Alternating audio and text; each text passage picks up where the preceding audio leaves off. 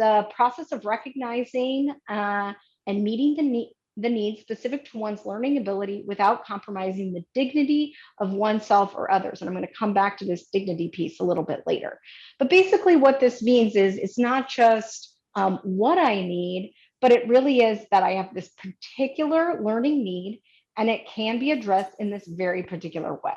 Okay, so that's what we're going to come back to, is that for every child, they have very specific needs and they might need a very specific way of learning, and they need to be able to communicate that. So there are three core components of self-advocacy: understanding, knowing, and communicating. Understanding is having self-awareness or the understanding of one's learning ability and needs. Knowing is knowing what one needs to support one's learning ability, and communicating, which is basically telling others what one needs in a respectful way. Now, the thing that can be so impactful to self-advocacy, and I'll come back to later, is acceptance and willingness. So this idea that we need to be able to accept that we have different learning styles, that we need different things. We also have to be able to be willing to problem solve and figure out what that is, and then also be willing to accept and communicate that to other people. And I think we talked a lot, and Callie mentioned, this is 2E. We know they're twice exceptional. We're not talking about normal, we're talking about different ends of the bell curve here, right?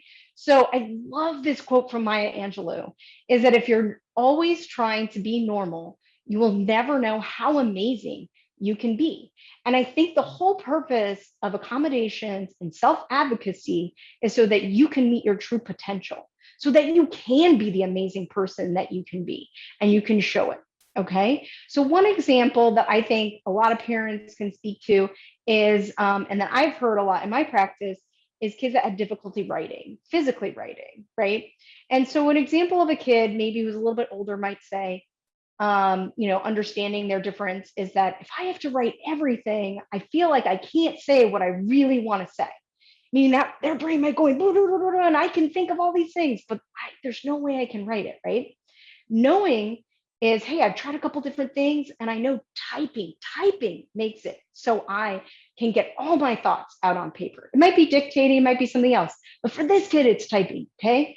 And then they have to go and they have to communicate that need, okay? And they have to be really specific. So an example of communicating would be, I need to type the written work that is more than a sentence. Meaning they're willing to write like a word or two, or when it gets past a sentence, hey, my brain, I need to be able to type it so that I can really communicate what I'm really thinking, and so that you can really see my true potential.